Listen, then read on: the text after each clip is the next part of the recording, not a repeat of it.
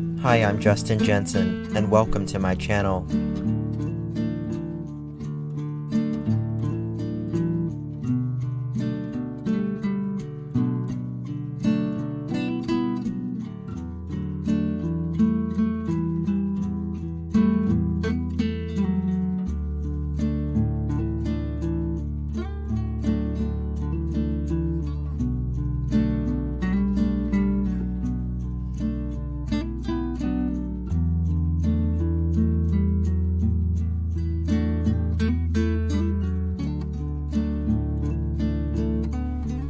It's not the critic who counts, not the man who points out how the strong man stumbles, or where the doer of deeds could have done them better. The credit belongs to the man who is actually in the arena, whose face is marred by dust, sweat, and blood, who strives valiantly, who errs and may fall again and again, because there is no effort without error or shortcoming. Teddy Roosevelt.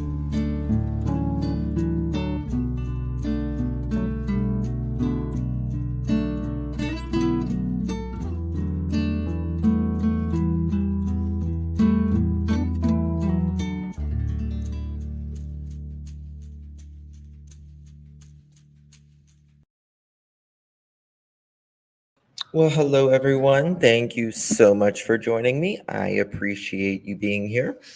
I'm back again. So we're going to be talking about the Idaho 4. A lot to talk about. Also, happy winter solstice. Today is the shortest daylight of the year. So that's that. Interesting, huh? Good to see everyone. Thank you all for being here. Going back to the Idaho 4, and it just keeps, there's a lot going down the rabbit hole constantly. A lot of people are getting blamed unfairly. Thank you so much, Kelly. I appreciate it. Thank you. Starting it out. Thank you, my love. I've got so many new buttons that I can press now. Come on, be quiet. Okay, I didn't mean to do it like that.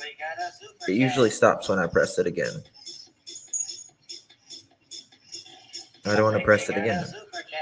It's not wanting to listen. Thank you. Okay, sorry about that. Yeah, so we're going to be talking about the Idaho 4, a bunch of different things that I feel like we need to talk about.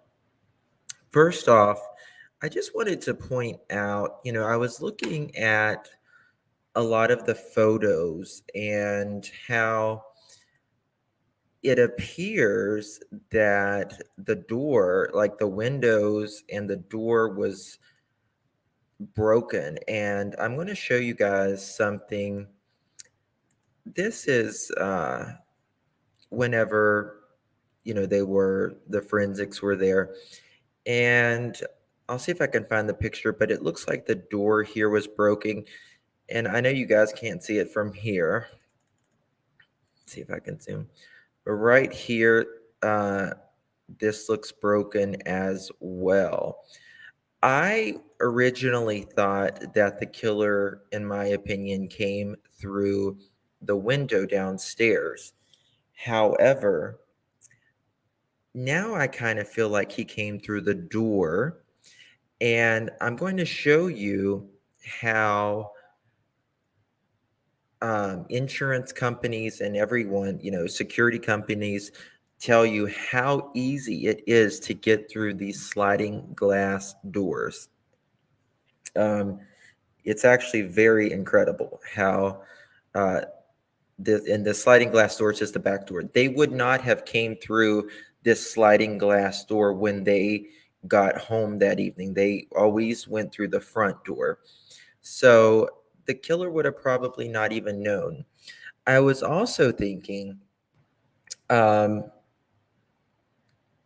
I can't, one of the girls, her father fixed the doorknob, or a door lock, a week prior to the murders.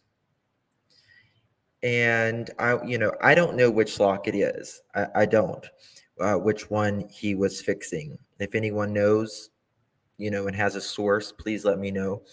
But I don't know. But regardless of that, I'm just saying, let's say he was fixing one of the sliding locks or anything, you know, on the second or third floor.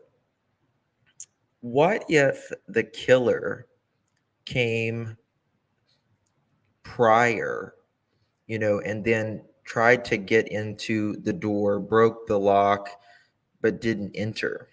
It is a possibility. It was Xana's dad. Thank you, Michelle. It is a possibility that he broke the lock before, or damaged it enough to where he could have came in or tried to come in. So let me pull this up.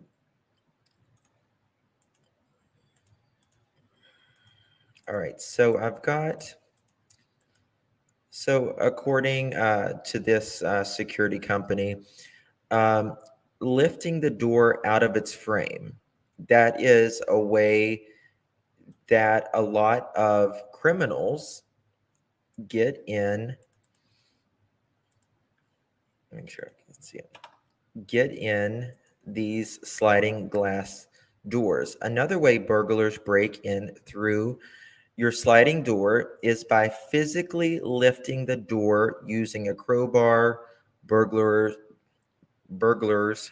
I have a hard time saying that, can actually lift the door, move it off its tracks and out of the way. How is this possible? Well, this is how the door was put into the frame when it was made. And they just reversed this process. What can you do? Install a better sliding glass door, with the exception of the security bars, all an option.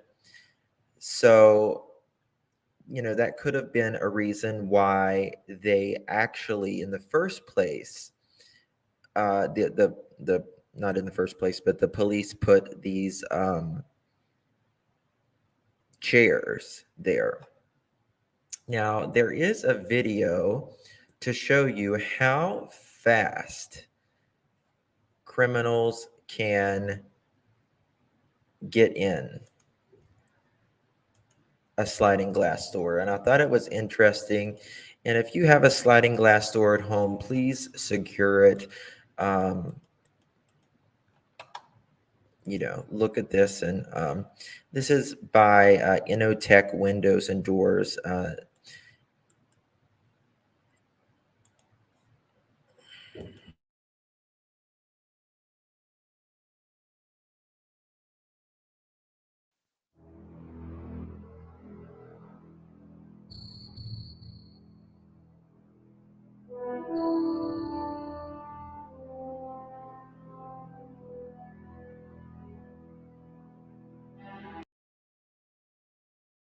An average, it takes a criminal 60 seconds to break in your home.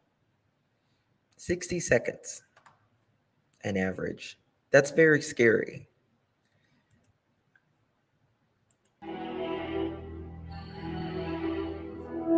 Oops. 56% of thieves break through a door. Now, a thief, a murderer, they're getting in your house. 56% of people break through the door.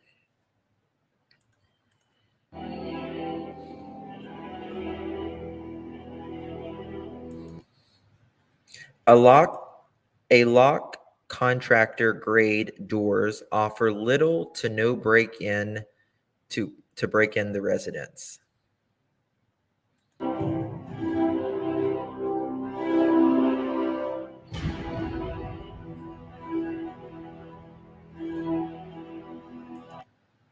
"25% of thieves break in a window."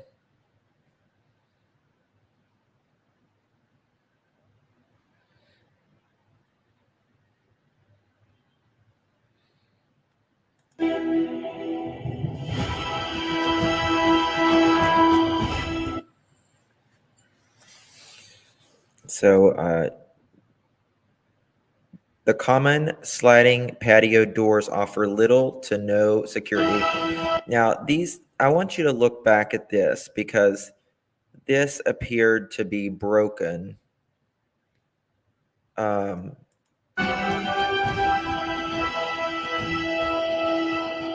right there.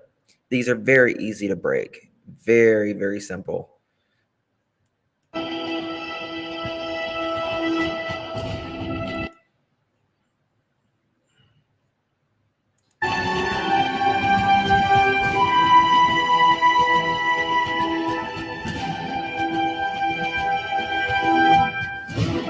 Pop. There you go. That's all it took. That's literally all it took. It took literally seconds to break in your door.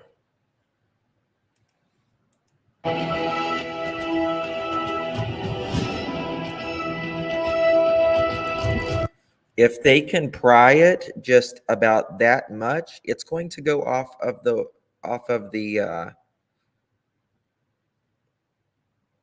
track there.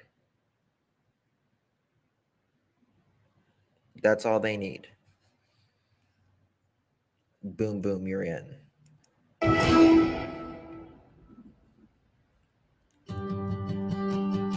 In this company, they make it a lot harder for criminals. So they'll just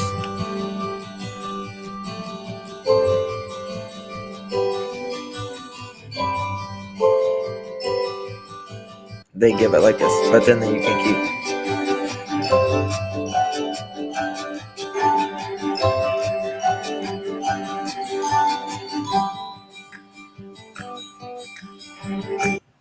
That's like a sledgehammer. So I thought that was very interesting that 56% of break-ins, they come through the door. And one of the easiest methods for which out of all the doors to break in is a sliding glass door because the tracks are so easy to come off. So yes, and that was brought to you by Innotech Windows and Doors. So thank you for that. So yeah, that's very interesting.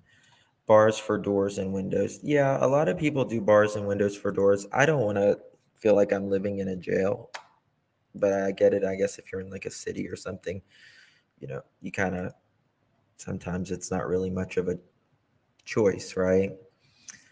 So, yes. Now we need to talk about what's going on with the car.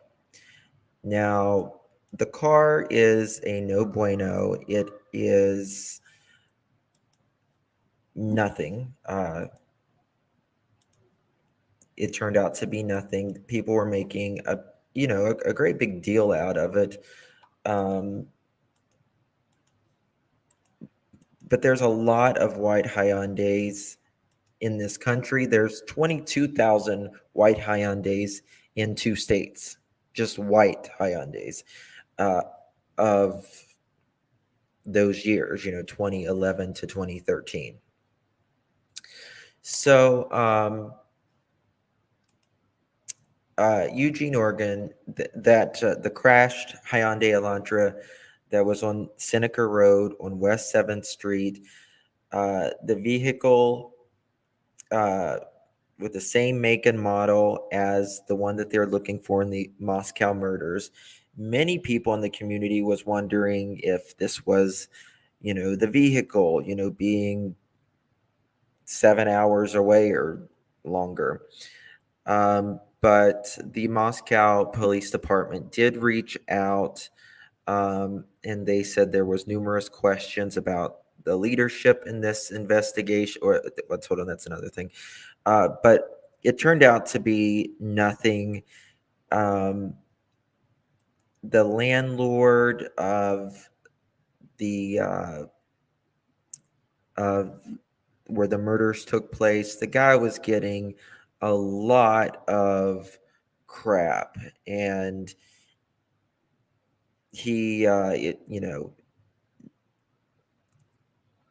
a lot of people, I get it. We're looking for justice for these people, but we also can't uh, do an injustice to someone who hasn't done anything. And, the landlord, he has been getting a lot of unfair criticism. He's just a landlord and he has nothing to do with this. And so, we got to be, thank you, Graylands. Season's greetings to you as well. So, yeah, we got to let the authorities um, find out who did this. And, that's really that. Yeah, and there's been a lot of criticism for the Moscow police. They opened a statement yesterday, and it says there has been numerous questions about leadership in this investigation. Let me be clear. This is the Moscow Police Department's investigation, and I am the chief of police. The decisions are mine and mine alone. I have an excellent command staff with over 90 years of combined experience overseeing the investigation daily operation, and I selected who runs the investigation teams with the Moscow Police Chief James Fry. We are supported by highly trained and experienced personnel from the Idaho State Police and the FBI. Their continued resources and knowledge are vital to our success. Our investigative units work under a unified structure and have the autonomy to move forward and solve this case. Despite statements about my team, we remain focused on solving the murders of the 4 students to seek justice for them, their families, and to help our community heal. And, they have over 10,000 tips now regarding, this entire case. So, I have faith in these police officers. I have faith in the FBI. I do believe that they will find the killer, and I believe that they will find him sooner rather than later. Um, so we're going to go over here in a little bit about what this killer, what kind of profile does this killer have, and what he might, what he might do, how he might act, um, and where he might be. And um, we can say, well, this person seems a little suspicious. This person seems a little suspicious. But, you can have a little bit of suspicion. But if these boxes over here aren't checked, they cannot be a suspect or, the killer, because all of the boxes have to check in order for someone to be, you know, the murderer of this, who did this egregious act. So, and they were talking about the Hyundai that was located in Eugene, Oregon. Um, they had special FBI trainee fly in and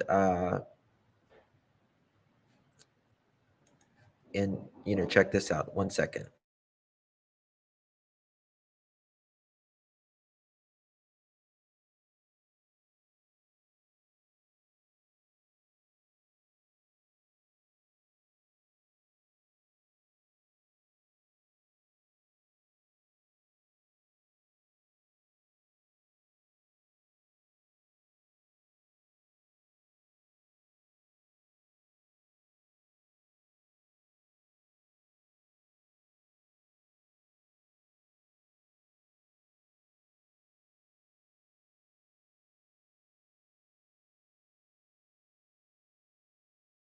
Okay, sorry about that.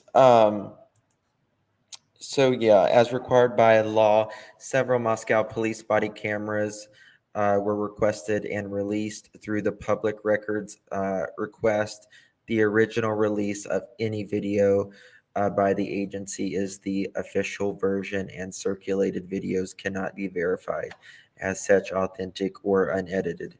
Um, there has been, sadly, there has been even creators editing the body cameras, which, in my opinion, anybody editing uh, to make it something seem like it's not should be in trouble.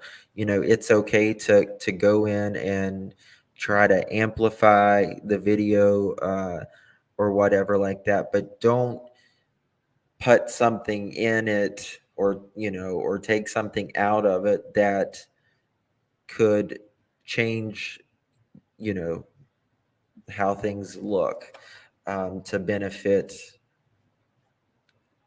you and you alone. You know what I mean? So it's just not fair. So Brian Enton yesterday stated that the Eugene, Oregon police, regarding the Hyundai, located Hyundai. Sorry, I say it wrong. I say Hyundai all the time. Feels like Hyundai. Sorry. At 5:19 a.m. on December 17th, a person was reported sleeping inside a vehicle. It was the Hyundai Elantra. Officers responded to the call at West 7th Place and Seneca Road, and contact was made. There was no further report. So the police had made contact with this person that was in the Hyundai on December 17th, so 4 days ago. At 5:19 in the morning, the person was asleep. Um, I don't know if anyone has got any other further police record or if they got the person's ID, but regardless, the police and the FBI says this is a no bueno, nothing to do with the Moscow four who died. Creative. She's like, have I been saying it wrong? No, it's me. It's me that's saying it wrong. Um, and this was the VIN number that, the car was very dirty inside. It looked like someone lived in it. Um, which, sadly, the way things are in this country and around the world right now, a lot of people are living in their cars. Um, so no, no, no. I am Jesse. I am implying that one creator who um, made that the neighbor said, I am implying that is fake. I'm not implying anything else is fake, is what I'm saying. Um, I cannot verify what every person who edited a video said. Um, so there's that. So Moscow police are obviously looking outside of Moscow. It appears that they are following a trail, a triad. They're trying to get all of the cameras lined up. They're trying to set um, up a timeline for this killer. What is interesting is they said that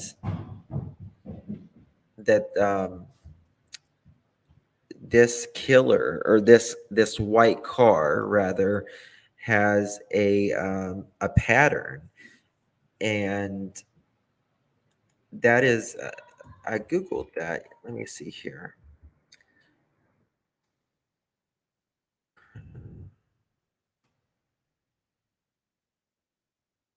And there is a thing called the crime pattern theory. And every person has kind of a pattern of behavior, and so it makes me wonder how they know that. First of all, if they don't know who the car is,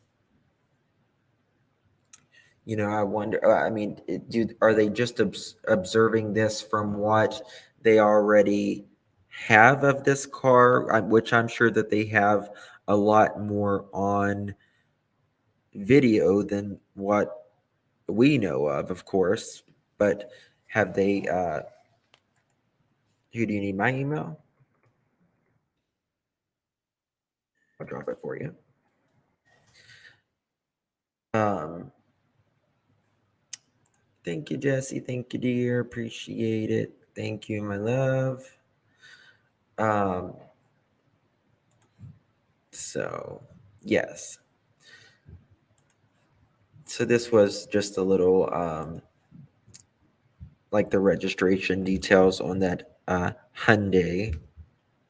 And here is a photo of that. It crashed in front of I want to say it was like a Starbucks or a Dunkin' Donuts or something like that. It was pretty damaged, pretty damaged. Um, Now I want to talk about, which is, going through all of the suspects that the internet has went through. Um, what were we shopping? You're so funny.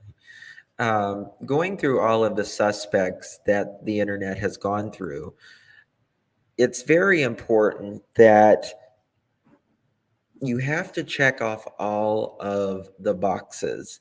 If all of these boxes uh, that we compare what we think someone is suspicious, they have to check off all of the boxes.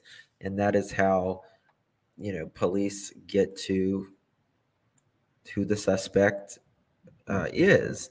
And of course, you've heard it a million times. It's called uh, motive means an opportunity. And we'll talk about it more in a second. But means is they got to have knowledge of uh, the crime and what's going on. They got to have the skill, which we're going to talk about all of these in depth. Um, and everything. So, opportunities, such things as the access and availability, uh, resource availability, their workload, motives, the attitudes and belief can cause be a motive, financial, social, moral. Um, and all of that. And it's very, very important that once we think that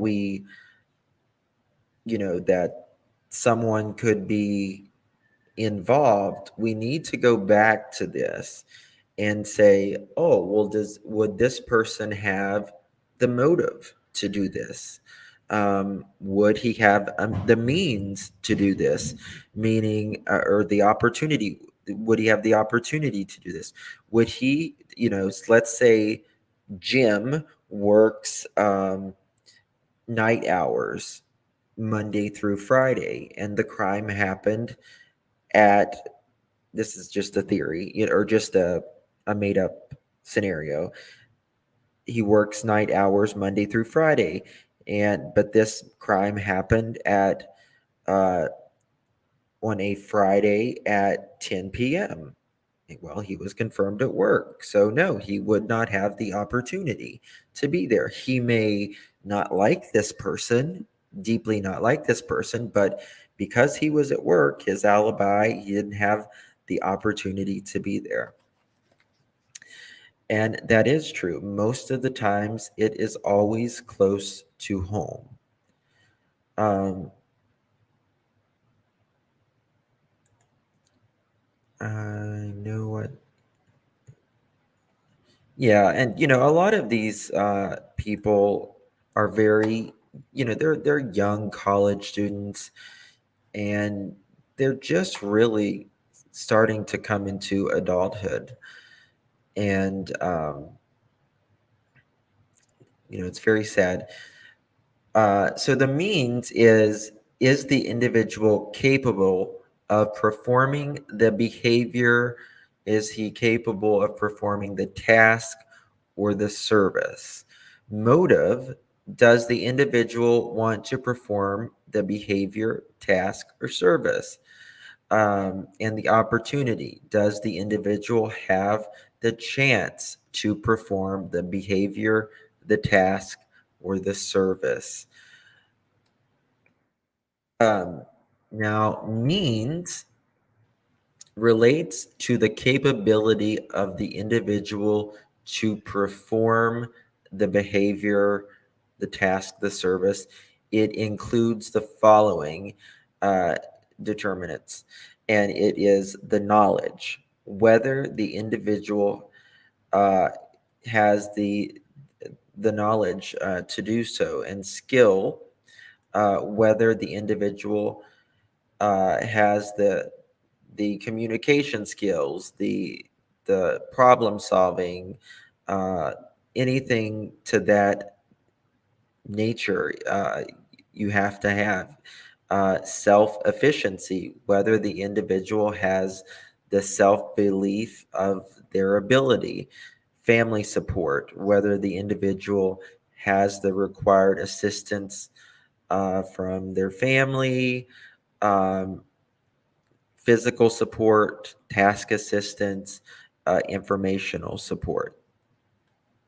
Opportunity relates to whether the individual has the chance to perform the behavior, and it includes the following determinants: access and availability, meaning do they have access, availability to perform the crime in the first place? We can think someone is suspicious all day long. We can consider them, you know, I'll just say weird, a person is suspicious, he just doesn't rub you the right way.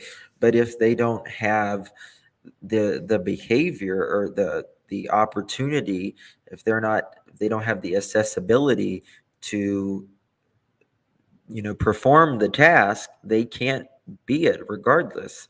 You can't, uh, you know, arrest someone and take them all the way to court if you don't have, solid proof that this person checks all of those boxes and can perform the task, the workload, and all of that. So, yes. So, where was that? The resources, whether the individual has the material, the equipment, the infrastructure, job aid, supplies, financial, human helpers, or other staff inputs required. Now, there's some murders that takes place. It's more than one person, that has to get, you know who they don't want alive anymore. They have to help them get them from one, they'll like set them up to do harm to them. And so it takes um, other helpers, other means, um, to get them there.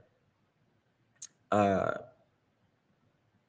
Workload, whether the overall workload on the individual is feasible. Um, is it is it possible, that someone who is 65, years old, who's in bad shape, could, you know, chase someone that's like, that can run a marathon, uh, and catch them, if they were running, caught seen running on video camera, you know what I mean? So you have to have, you know, is it feasible for the person uh, to commit the crime? Uh, so, all right. Okay, and the opportunity relates to whether the individual has a chance to perform the behavior, the task, or the service. It includes the following determinants: the access and the availability, whether the platforms for undertaking the behavior, task, service are available, and it benefits are able to access them, the facility that's available, anything like that. So, resource availability, whether the individual has the materials, the equipment, and I think I already did this one. Sorry. Um, so now we're going to, hold on, my computer's freezing. So now we're going to talk about what the, so just next time, whenever we think someone could be suspicious, we just have to remember, does this person fit off all of the boxes that we can think, well, Jack S or Jack D, you know, they may have been at this site at this time, but do we have them on video, or does the FBI or the police have them on video at the time of the murder somewhere else that we don't know about? Um, and I'm sure that they do. Thank you so much, Camille. I appreciate it. Thank you very much. It's very kind. Um, and I'm sure that they do. Otherwise, they wouldn't have told them, told the public that they are not, on their radar at this time. Now, does that mean that they may not come back on their radar? They may not. They may come back on the radar if something else comes to fruition that, that they've been lied to, and, then they can come back on. But if everything checks out to what they are telling them at the time, uh, there's no reason to believe anything further. Uh, Easy E33, thank you so much. Let's welcome Easy as a newest member of our family. Thank you so much and welcome. It's very kind of you. Thank you. Welcome to our family. Um, uh, Billy Joe, I know it's off topic, but I think Billy Joe was supposed to get out the 23rd, maybe. From what I understand, I think it's the 23rd.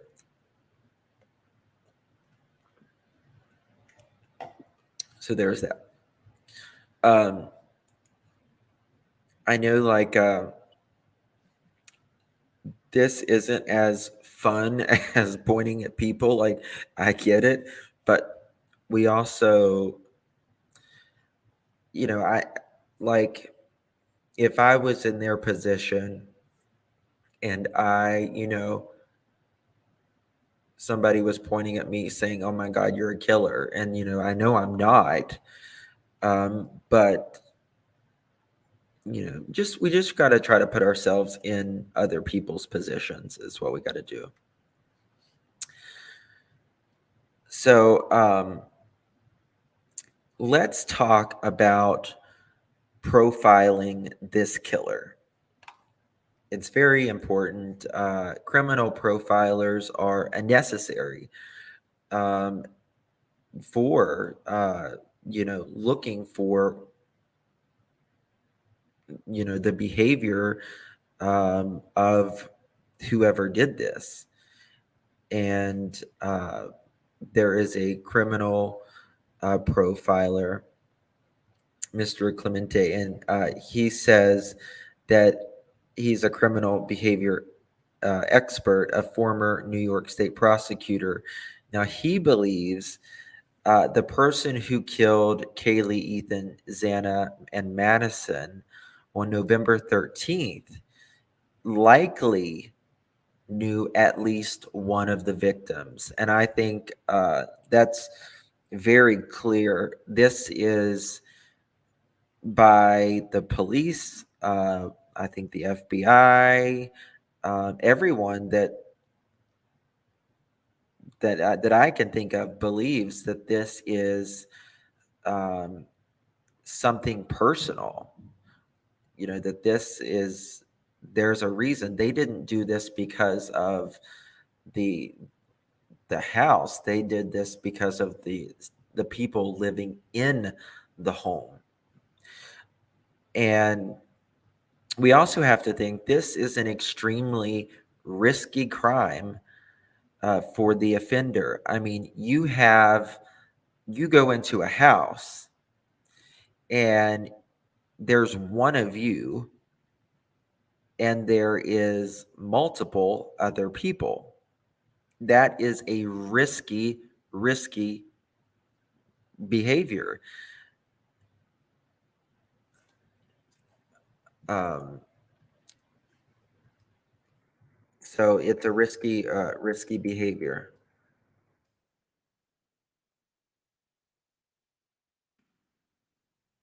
Okay, someone sent me something. This. Justin, is profiling similar to victimology? If so, how is it not? Why? It is. Well, it's called the suspect victimology and criminal victimology, and they're both, I guess, scientific, if you will, and it describes the patterns and the tendencies of how victims interact and all of that, if that's what you mean. So uh, it's similar, yes. I mean, it is. You're just trying to. How can I say it? The criminal victimology is trying to figure out the profilers figuring out what this criminal is, what is his behavior, what is his risk. uh, is he someone who is, the life of the party, or is he a hermit?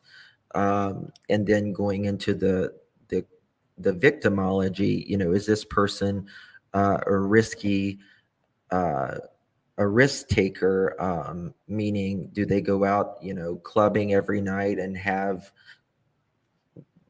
multiple partners and are in fights a lot, or is this person a church mouse? You know what I mean? So it's, it is all it's all based on psychology, I guess you could say. Good question. Okay. So, so it is an extremely risky crime for the offender because, again, there's one of him, allegedly, and there's multiple other people in the house. Now, what I do think is interesting is this person did not believe that there was going to be a male in the house. So I think that completely threw him off. That really put a bee in his bonnet, I guess you could say. Um, so things didn't probably go exactly as planned, but nevertheless, he accomplished, unfortunately, what he went there to do. Um, but he says that he knows one or more of the victims, or he's been stalking one of them. Now, one of the girls, Kaylee, said that she had a stalker, and there was an incident a couple months prior or so, that she thought a guy that was following her out to like a parking garage, but it was, I guess, diffused that it was just a one-time incident, from what I understand. Now, he says, going into an occupied dwelling with 6 young adults, any of whom could have a knife or a gun or a cell phone to call the police, is extremely risky unless you know the circumstances inside. So this person most likely had to know, that this house was normally just full of women, girls, young women, I guess you could say, and had to know where everyone slept. He had to know the outlay of the apartments, the home, if you will. So it's he definitely was educated in in the with the people in the home. You know, he probably knew that these girls didn't carry a gun, that they didn't carry, knives under their pillow at night, right? Or a gun under their pillow. So is that shows you that he more than likely knew. I almost feel like 100% he knew at least one of them, for sure, at least one of them. He doesn't mind the wet work of getting his hands dirty, the criminal profiler says, and his profession will probably say the same thing. So, usually if you're a CEO and you have, uh, you make you have a gardener, and you don't ever get your hands dirty, you just hire someone to do whatever job for you. You're not going to be the type that probably goes in uh, with a ski mask and get your hands dirty with they those kind of people generally hire someone out. This is someone that this profiler believes he's not afraid to get his hands bloody, dirty, or whatever. And because of that, his trade is probably something of he is some type of laborer. So that's another. So we're looking for someone who's not afraid to get their hands dirty. And I thought that was an interesting thing. And this is the criminal profiler, by the way. Um, he believes it was targeted. It was a targeted attack, but the killer may not have known which room exactly the person was going to be in. Now we have to remember, uh, or an avid hunter, absolutely. And hunters, what do? They skin their deer, right? A lot of them do. They, you have to carry your deer in. You have to carry your animal in, uh, after you do the hunting. And so they're not afraid to get their hands dirty. And the killer, you know, is obviously not afraid to get their hands dirty because, uh, you know, stabbing someone is way much more personal than shooting someone. You can shoot someone, far away, and, they don't even know who did it really. But, you know, to do something like this person did, it requires enormous strength and enormous guts and enormous rage, um, to do four people like that, two of which most likely fought back, is incredible. Um, and it's probably a controlled rage that he can control as he sees fit. Now, we have to remember Kaylee, she was there just for the weekend, just visiting, showing um, Maddie her new Range Rover that she had just bought. She was getting ready to move to Texas, starting a new life. Um, Someone, in my opinion, knew that this was the weekend to do it.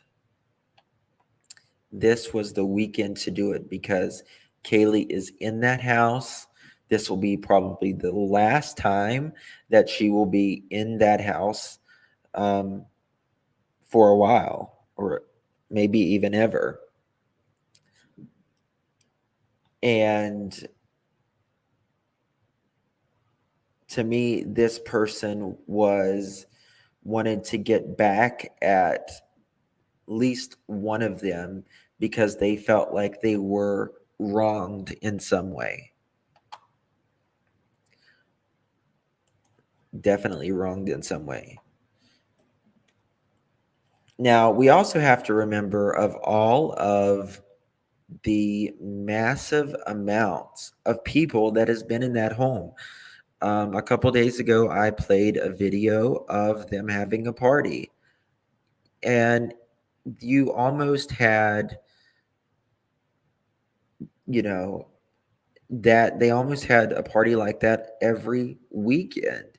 So there has been hundreds of people a year in that house. And I'm sure that that place has always been a party home since the college or the house has stood there. So that's another thing to think about. Who would they have known that one of them could have been obsessed with? Now, we also have to think about there is rumor that one or more of the girls did, um, what is it called? OnlyFans. I think it's OnlyFans or something similar to it. That could be considered a riskier behavior, in my opinion, because um, you know people can become obsessed with you without really any giving them anything sexual in nature, but also whenever if you would like, and it's there's no shame in it or anything, make your money or whatever, but it makes me wonder who was on the other side of a computer, of a phone, watching these young beautiful girls. You don't know who was on the other side of that computer. And nobody you know nobody should be shamed because of what they do OnlyFans or anything like that. um they're just trying to pay their bills and have uh Kaylee's sister said that Kaylee liked the finer things in life, and good for her. She did whatever she had to do to create those things. But also, with those behaviors can come risky things. Um, and that makes me wonder, did this person give any sort of give any sort of big financial um, to one of the girls, um, and did it harm himself? As far as, did it harm him financially or emotionally, to where he gave either money out, or maybe he felt like a piece of his heart, or emotional? And then, let's say, for instance, Kaylee goes and moves away, right? And he feels like, oh my God, I've given you all of this money and now you're leaving me. Or, oh my God, um, you made me feel special and now you're just leaving, or you don't need me anymore because you um, have made it to the top. You are moving on and creating your life. You're moving to Texas, you're getting a job, you're going to be fine. You're not going to need me anymore. And, I mean, I don't know any of their financial situation, and it's none of any of our business, really. Um, but, it just makes me wonder, respectfully, um, most college kids don't have a Range Rover, and are able to do a lot of things that, some of these girls have done. And good for them that they have been able to, live the life that they wanted at such a young age. And I'm certainly glad that they've got to, live a beautiful life, but taken way, way too soon. But it just makes me wonder, did someone from that OnlyFans, uh, which is, again, for entertainment purposes only, it is not it is not a site where you go to fall in love with someone, or anything like that. It is literally for entertainment purposes only.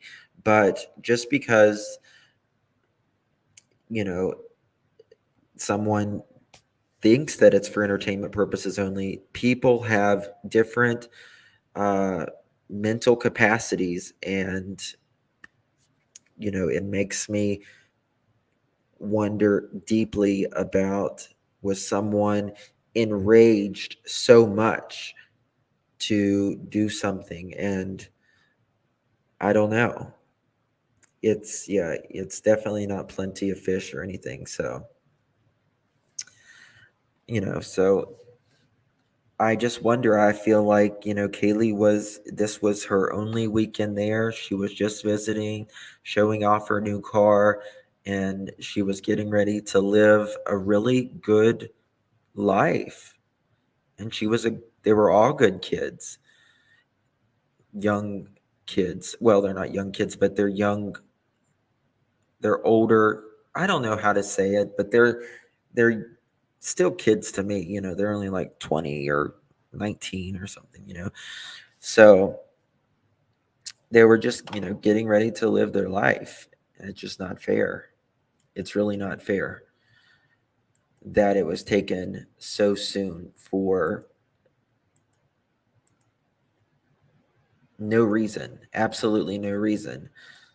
You don't take someone's life for jealousy or any reason, other than letting the law. It's got to be in the law's hands if a life is taken, not in ours.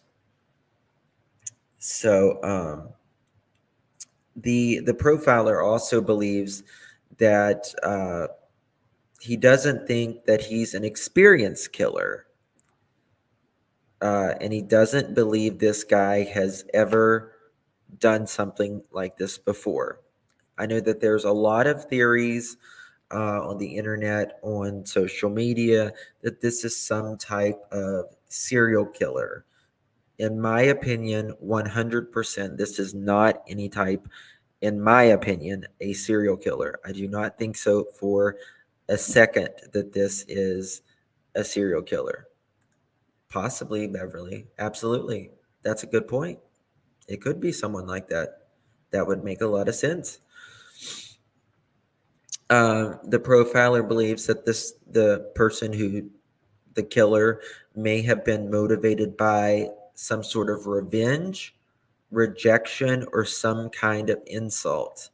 Um, Rejection, embarrassment, uh, anything like that can create a motive to do something like this.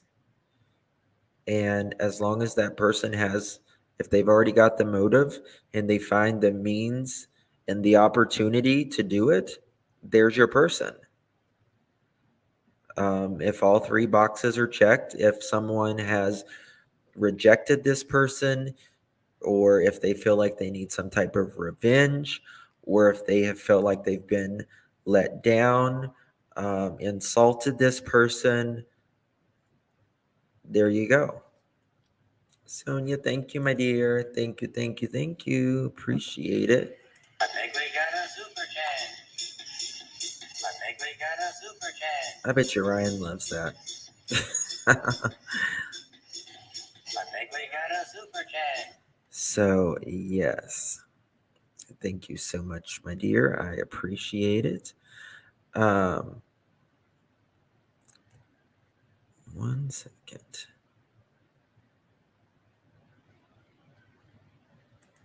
Creeper. Oh, man. Okay.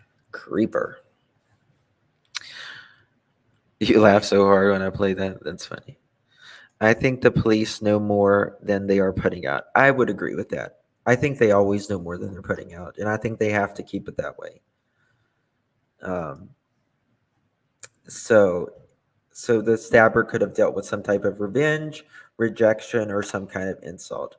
That could be someone that could be, it could be a friend, it could be a family, it could be a romantic partner, it could be someone that you made feel special, but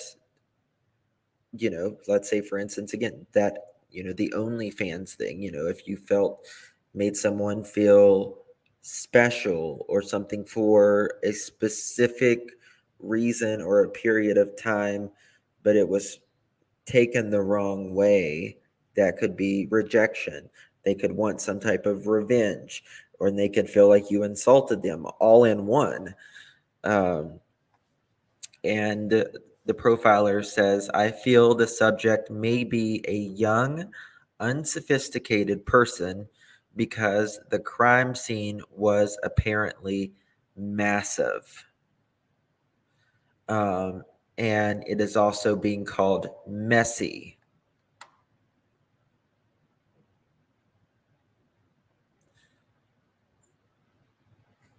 Um, I don't know what that means, James.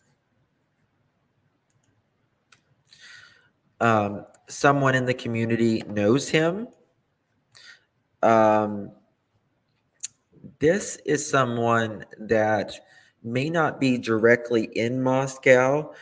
It may be, it could be anywhere. It could be in a couple towns over, like they are watching this, the cameras and all of that. It could be someone out of state, but I feel like it is someone definitely in Idaho, and someone that is relatively close by, that has had some sort of encounter with at least one of the people in the home. Um, but at least someone in the community knows this killer. He's sloppy, Clemente says. When Okay, this is probably more of a compulsive kind of person that would put him at a younger age. Usually, the younger we are, the more compulsive we are, obviously. And maybe in the age group or just above the victims. So this is someone, 20,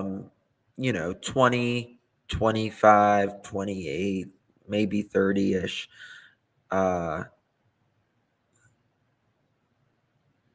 I would say the profiler believes that it's someone in their age group or just above. So, if they're 20, 22, I would say 30 or below.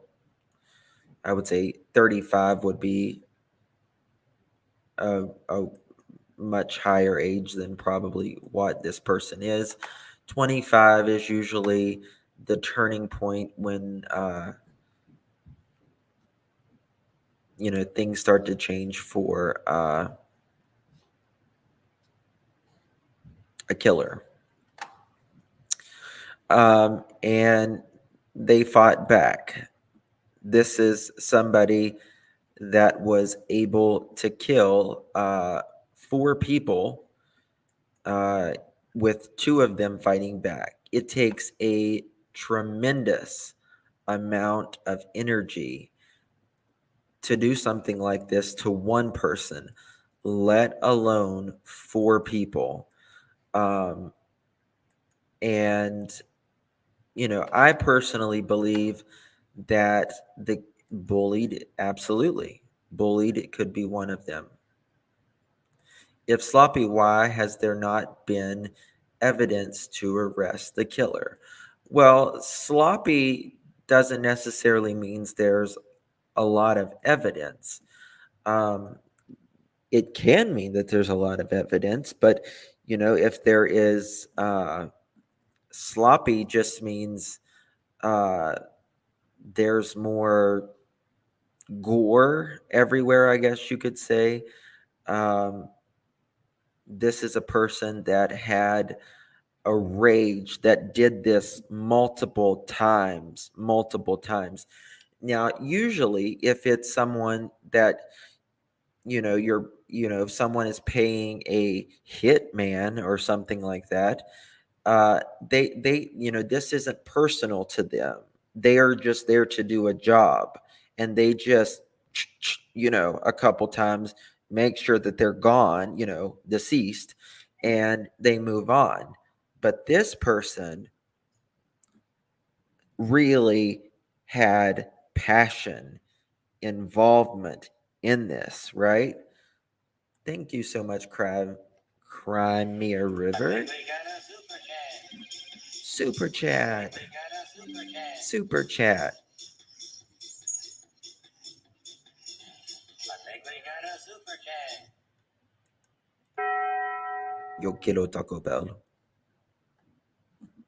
How about that?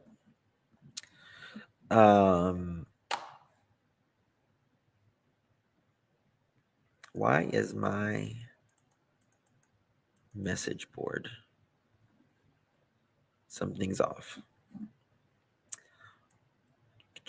Give me 2 seconds. Thank you so much, Crimea River. That is so kind of you.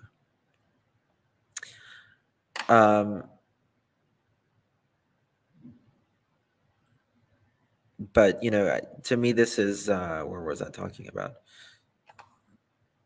What was I talking about? I can't remember. I lost my point.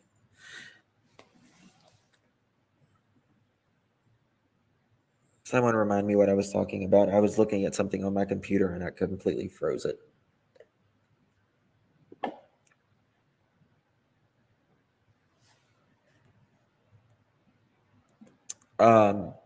Marie, I don't know if you're talking about me or someone in the chat.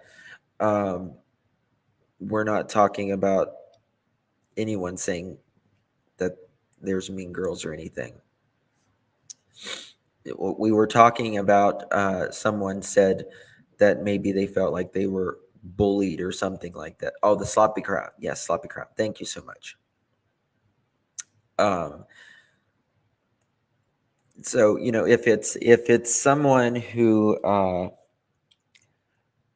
it's that doesn't have a lot of passion, they're just going to make sure that the job is done. They're not going to, if one or two of the individuals had more trauma done to them, you can pretty much safely assume that they were the reason why they were there. Because, the rage is manifested into physical harm. And while they are manifesting it, they cause more trauma. So, overkill. Bingo. Bingo, bingo, bingo. Um, bingo. Bingo! Ho, ho, ho, ho! Ooh, that's a bingo! Bingo, bango, bongo, bish, bash, bosh. Bingo, bingo, bingo! Bingo. So, being sloppy. Joe, it is mean. What are y'all talking about being? Who's talking about being mean?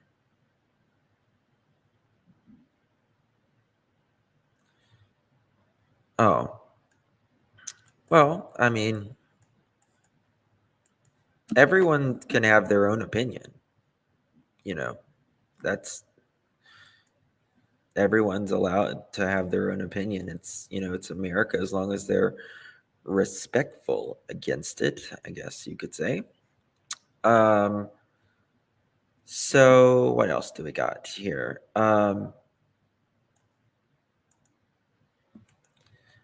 I personally believe that not everyone was asleep.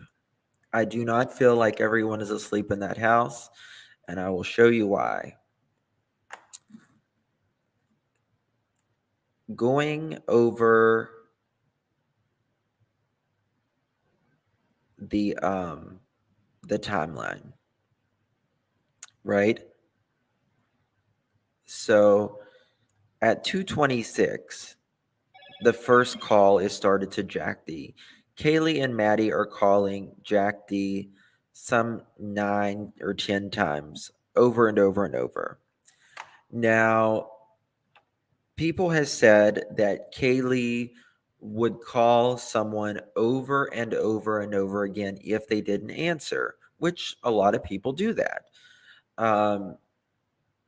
So this may not be out of the ordinary for something Kaylee was calling about. She may have just called over and over again. Regardless, maybe she thought Jack D was asleep. And she kept calling to wake him up, trying to wake him up or whatever. And then Maddie also calls a couple times, but at 252 is the last time a phone call that comes from Maddie and Kaylee's phones. There will never be any more calls leaving their phones ever again. Now at 2:50 in the morning is when they're over at the band field where the officers are taking the reports, right? 2:52. Hold on. From 2:52, 3 o'clock in the morning to 4 o'clock in the morning is when the deaths taken place. So within 8 minutes of their last phone call to Jack that nobody answers, don't know if they left a voicemail, we don't know. But within 8 minutes, 4 people could be murdered in that house. And certainly within 1 hour and 8 minutes, everyone will be murdered in that house. So from 2:52 to 3 a.m. is 8 minutes. Do you think that they are making these random phone calls and 8 minutes later they're going to be asleep? I don't feel like that they're just going to go to sleep like that. I just don't feel that way.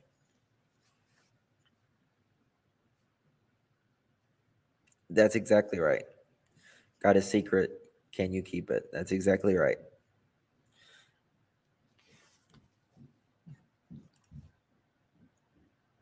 Says, I believe the target was Maddie. Maddie was killed first. Kaylee, in the same bed, woke up while Maddie was being killed and fought for her life. Then, um,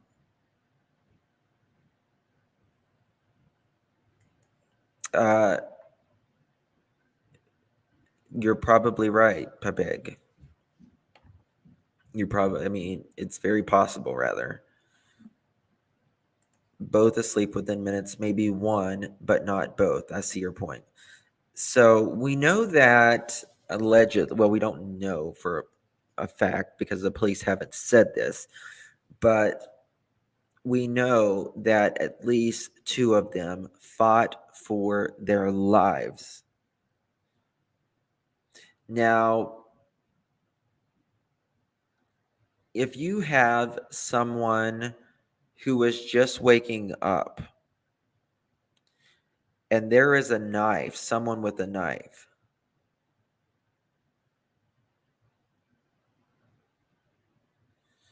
do I play YouTubers uh, that might give you viewers a different perspective? Yeah, I play. It depends on who the YouTuber is. Thank you, Curious Streamer. Thank you so much.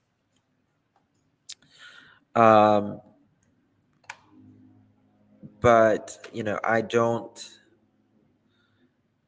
feel like everybody was asleep in that house, and there had to, in my opinion, there had to be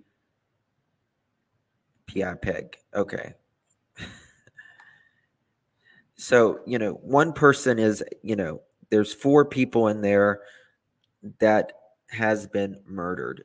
It takes a lot of strength to do it to one. But as the person with rage is going to each victim, they kind of get they lose energy um, compared to the first one that they did this to. So you really don't have much of a chance if you don't get that knife out of their hand, which it's very very hard to do, especially if you're just waking up or if you're intoxicated. It's you don't got a chance. You just don't got a chance.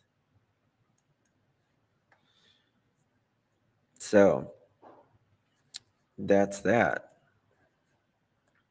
It's very sad, and this person knew that they didn't have any weapons in the house, that they caught them at the worst moment, which is A, when you're in your bed, B, you're asleep, and C, you're intoxicated. That's really, really unfair. Um, so yeah. What do you guys think about the Cody Bigsby today? Oh my God, I thought for sure that they was going. Sorry, I just saw something on my computer and I just mentioned it, but not to change the subject too quick. But I really thought that was going to be him because it was right in the area and it turned out to be an animal. I was shocked. Was any of you guys in here during that live? Um, how did the dude know that the house residents did have their own weapon, bringing a knife to a gunfight? Exactly, because bad girl, this person knew that these girls either didn't like guns or just didn't have guns. Um, weren't the gun type. And they also, caught them at a really bad time. I definitely agree with the death penalty with this person. Absolutely. I can't wait till we can see what monster did this. You feel like they literally just fell asleep. I mean, maybe. I mean, it is true. Like, if you're drunk or you got a buzz, it's faster, it's quicker to go to sleep. But, why are you calling Jack at this time in the morning? I don't know, guys. Like, with the new video that came out, talking about, what did you tell Adam? I told Adam everything. And then before that, we have the guy saying, "Oh my God, Adam's going to get you." What does that mean?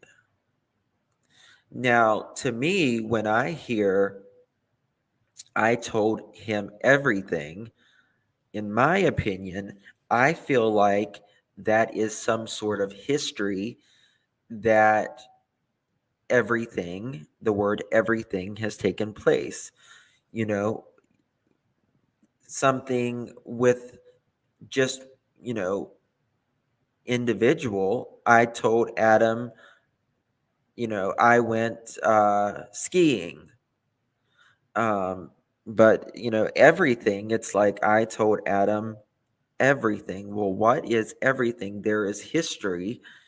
There's more than one thing in everything. It means everything.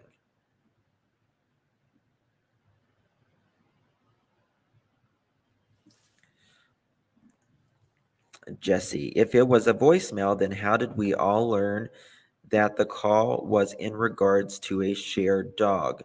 Should we disregard this? Well, I believe there was a text message as well. There was a text message. And also, and this is just my theory, this is just my opinion, rather, my opinion. This is not a fact, but I feel like maybe she wanted to talk to Jack and she said, "How can I have him answer the phone right now?" And if she said the dog, that may be a reason why he would answer the phone.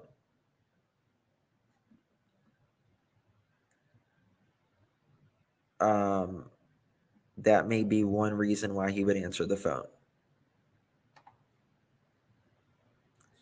Because they shared the dog together. And that's just my opinion on that. Did any other girl lose a boyfriend to one of the victims? Did any of the girl lose a boyfriend? I don't. That's a good question.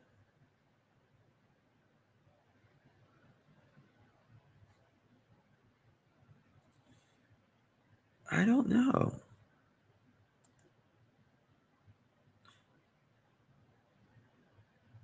I think she texted him something like, "Oh, come on now, we share a dog. Please call back." Interesting. See, I don't know that. I don't know the exact message. I'm sorry, Laura. I've done that 1,000 times. What is Jack was there in the house hiding in her old room? Then he had Hoodie Guy take his his phone 4 hours away. Hoodie Guy drove him phone off. I mean,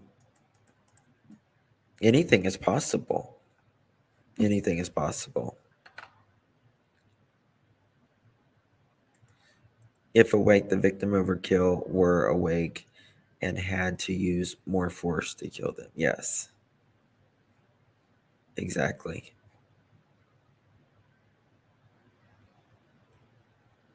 Congratulations, Joe. Congratulations. Um, yes. I really feel like if we find that white Hyundai, we will find the killer, in my opinion. That Hyundai is so important. It's so important. I can't even begin to tell you how important it is. It's so important.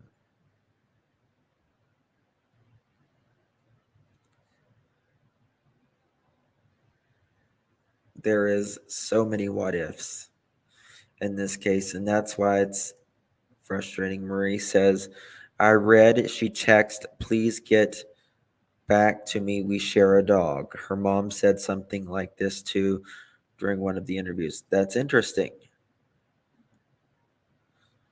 Did somebody want to fix a narrative or a situation after Jack or even before Jack knew? Yes, they shared dog custody.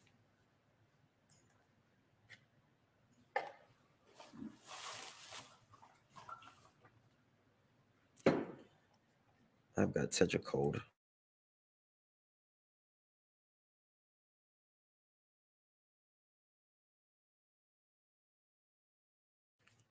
Thank you, Sonia.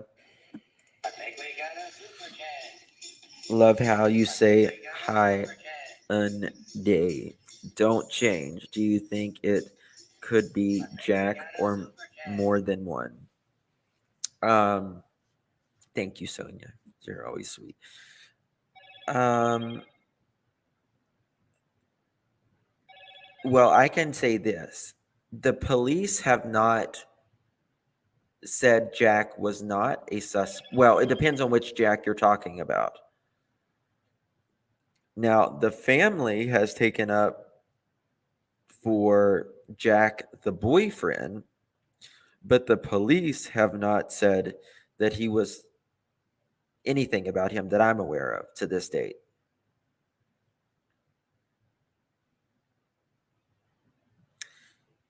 Cammy, you're probably right, Camille.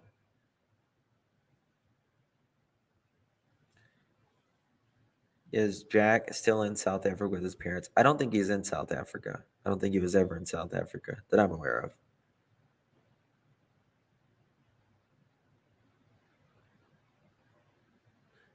El Bailey, you're absolutely right. Somebody, somewhere, in my opinion, very close, within an hour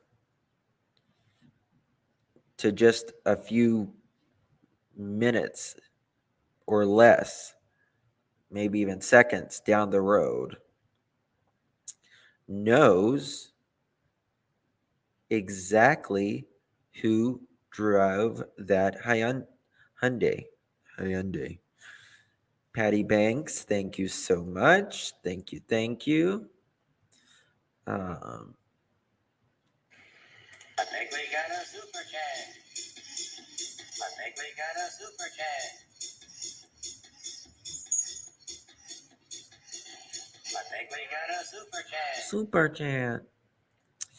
Um, yes. Stay sober. You are worth it. And nobody can do it but you. And congratulations on your sobriety. Congratulations. Let's give him a round of applause for anybody who is struggling or is in sobriety right now. God bless you. God bless you.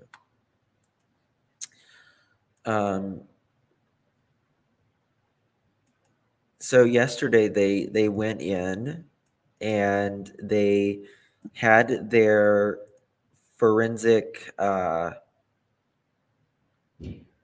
where their little case that they used to take